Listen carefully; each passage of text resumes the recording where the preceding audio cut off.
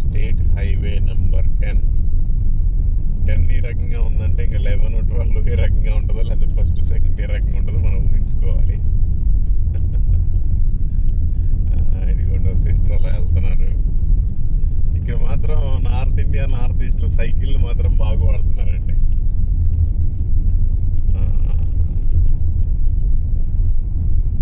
ఎక్కువగా మన దేశంలో సెక్యూరిటీ గార్డ్స్ ఎవరైనా ఉన్నారంటే అందరూ కూడా ఎక్కువగా అస్సాం వాళ్ళు ఎక్కువ ఉంటారు.